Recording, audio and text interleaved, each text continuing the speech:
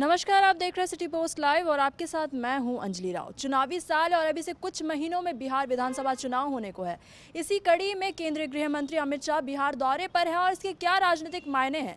एक कार्यक्रम था बापू सभागार में सहकारिता विभाग के द्वारा, जहां एक तस्वीर सामने आई थी, जहां बीच में अमित शाह थे, दूसरी तरफ नीतीश कुमार थे। लेकिन दूसरी तरफ हम देख सकते हैं कि बीजेपी का कोई नेता नहीं था, बल्कि केंद्रीय मंत्री चिराग पासवान थे।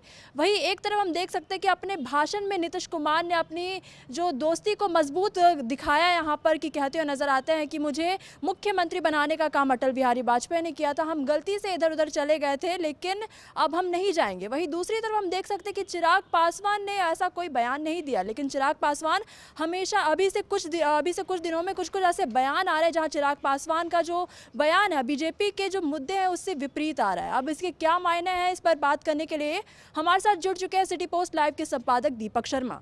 देखिए, इसके मायने एकदम साफ हैं कि इस बार भारतीय जनता पार्टी को, अंजलि जी, खतरा नहीं दिख रहा है नीतीश कुमार के पलटी मार जाने का।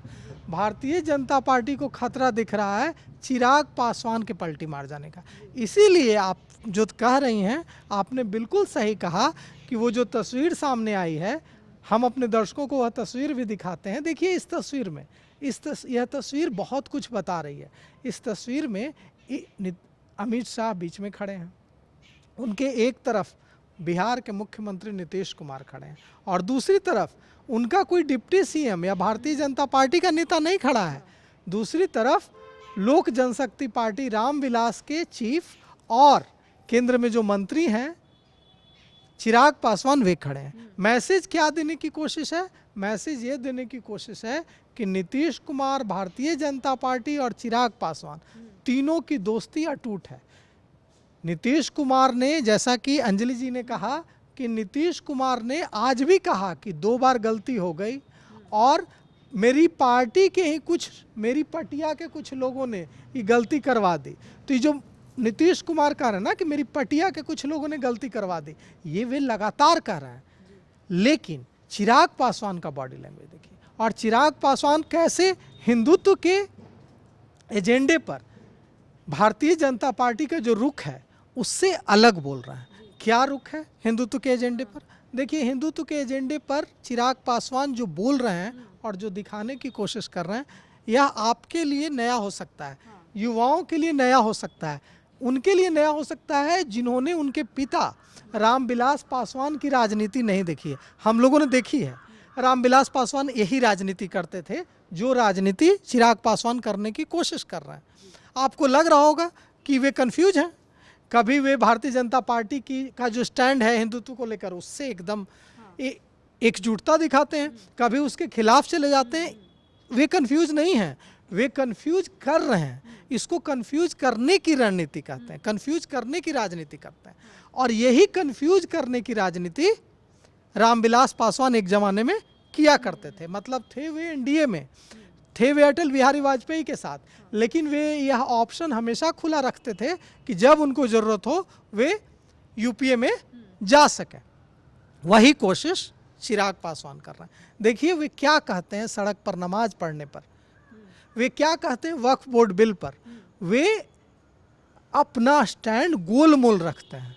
वे कहते हैं कि आप केंद्रीय खाद्य प्रसंस्करण मंत्री से यह पूछिए ना कि उद्योग धंधे कैसे लगेंगे, बिहार का विकास कैसे होगा। यह क्या सवाल है? सभी धर्म की आस्था है, सभी धर्म को पूरी स्वतंत्रता है, और सड़क पर नमाज पढ़ें या कहीं और जाकर नमाज पढ़ें, यह तो विषय ही नहीं है।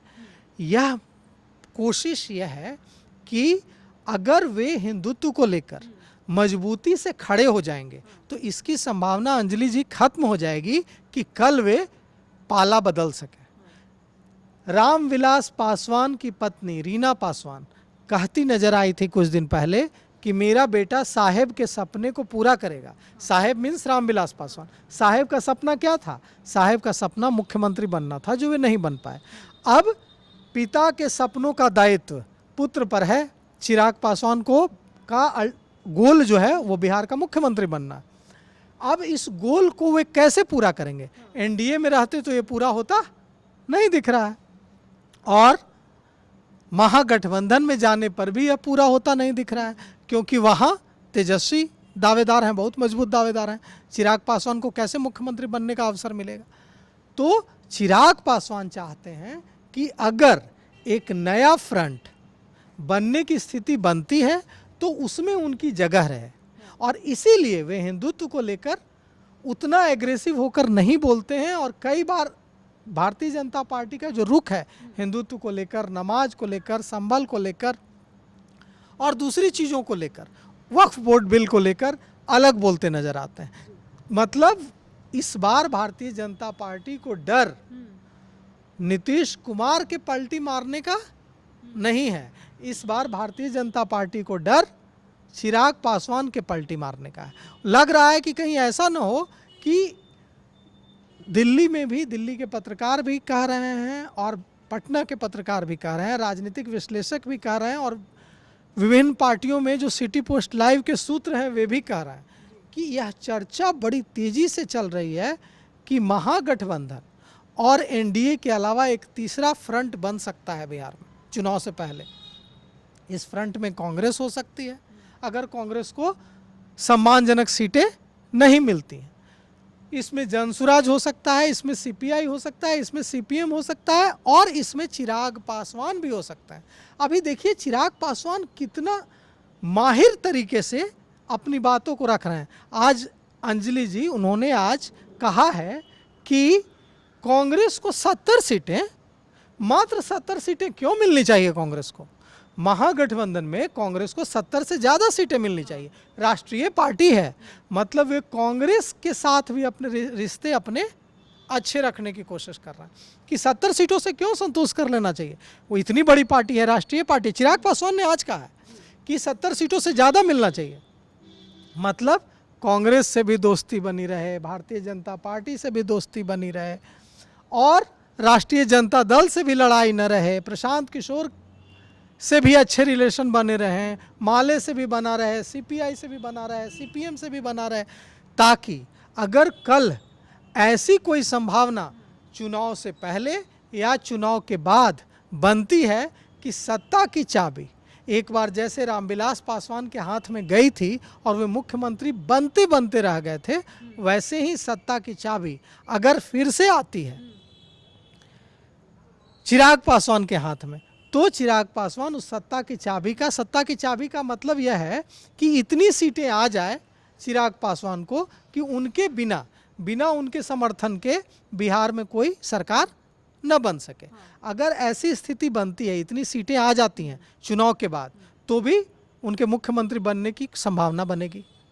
और अगर चुनाव से पहले एक ऐसा फ्रंट बनने की स्थिति बन जाती है तो भी वह फ्रंट, जो नया फ्रंट होगा, वह उनको सीएम कैंडिडेट घोषित कर सकता है। क्योंकि इसमें कोई दो राय नहीं है कि चिराग पासवान की बिहार के युवाओं में, सभी जातियों के युवाओं में लोकप्रियता है और स्वीकार्यता भी है। तो अब देखिए कि चिराग पासवान की कोशिश यही करने की है कि मुसलमान हो, कांग्रेस हो या दूसरे दल हो, हर लोगों के प्रति उनका स्टैंड, किसी पार्टी के प्रति या किसी जमात के प्रति या किसी जाति के प्रति उनका स्टैंड इतना कड़ा न हो जाए कि बाद में मान मनोबल की गुंजाइश न रहे। उनके बयानों की हम बात करें, वक्फ बिल बोर्ड की बात करें, बीपीएससी के मुद्दे के बारे में बात करें, जहां पे बीपीएससी के मुद्दे को लेकर उन्होंने सरकार पर ही सवाल उठा दिया था। फिर अभी नमाज की हम बात करें, उनका जो अभी बयान आ रहा है एकदम जो बीजेपी के जो मुद्दे हैं उससे विपरीत ही आ रहा है। इसके मायने क्या, यही हम समझ लें कि मतलब? हाँ बिल्कुल, इसके मायने यही हैं कि जो हिंदुत्व, देखिए हार्ड हिंदुत्व का जो एजेंडा है भारतीय जनता पार्टी का, उस हार्ड हिंदुत्व के एजेंडे पर रामविलास पासवान, जो उनके पिता थे, केंद्रीय मंत्री थे, वे भी कभी नहीं चले। हार्ड हिंदुत्व के मुद्दे पर कभी नहीं चले। भारतीय जनता पार्टी के साथ सरकार में रहते हुए भी उन्होंने सॉफ्ट हिंदुत्व का मुद्दा का समर्थन किया, हिंदुत्व का समर्थन किया, लेकिन हार्ड हिंदुत्व लाइन का समर्थन नहीं किया। अब देखिए चिराग पासवान क्या कह रहे हैं। चिराग पासवान कह रहे हैं कि मैंने इफ्तार दी और इफ्तार में मैं तिलक लगा कर गया। मतलब चिराग पासवान इफ्तार भी देते हैं और उस इफ्तार में तिलक लगा कर जाता है। मतलब वे कहते हैं कि अपने को हिंदुत्व से भी जोड़े रखना है तिलक लगाकर, और इफ्तार देकर माइनॉरिटी को भी यह संदेश देने की कोशिश करना है कि हम आपके शुभचिंतक हैं, हम आपके हितैषी हैं। तो यही स्टैंड, कुछ इसी तरह का स्टैंड रामविलास पासवान का भी रहा था। और यही वजह थी कि रामविलास पासवान को मौसम वैज्ञानिक कहा जाता था, क्योंकि उनको पता होता था चुनाव से पहले ही कि चुनाव के बाद किसकी सरकार बनने जा रही, और जिसकी सरकार बनने जा रही होती थी वे उसी गठबंधन के साथ होते थे। तो रामविलास पासवान थे, बहुत कद्दावर नेता थे। अब चिराग पासवान में भी अगर वो टैलेंट आ गया है, अगर वे इसके माहिर खिलाड़ी हो चुके हैं कि कैसे सभी के साथ अच्छी दोस्ती और अच्छा रिश्ता बनाया रखा जा सके, ताकि ज़रूरत पड़ने पर पलटा जा सके, ज़रूरत पड़ने पर स्विच ओवर किया जा सके, एनडीए छोड़कर महागठबंधन में जाया जा सके, या कोई नया फ्रंट बनने की स्थिति। मतलब समझिए कि अगर चिराग पासवान के पास इतनी सीटें हैं कि बिना उनके बिहार में सरकार नहीं बनेगी, तो चिराग पासवान चाहते हैं कि मेरे रिश्ते इतने खराब किसी के साथ ना हो कि कोई मेरा विरोध करे, न मुसलमान मेरा विरोध करे, न कोई दूसरा तबका, दूसरी जाति को कोई मेरा विरोध न करे, सबके साथ अच्छा रिश्ता मेरा बना रहे। यही कोशिश वे कर रहे हैं। जिस तरीके से रामविलास पासवान का स्टैंड था राजनीति को लेकर, उसी कदम में अब चिराग पासवान भी चल रहे हैं। अब आगे देखने वाली बात है कि किस तरीके से चिराग पासवान अपना स्टैंड लेते हैं, और अपने लिए उन्होंने खुला ऑप्शन भी रखा। अब क्या करते हैं चिराग पासवान, ये तो चिराग पासवान ही इसका जवाब दे सकते हैं। तो फिलहाल इस खबर में बस इतना ही। आगे खबरों के लिए आप बने रहिए सिटी पोस्ट लाइव के साथ। आपका धन्यवाद।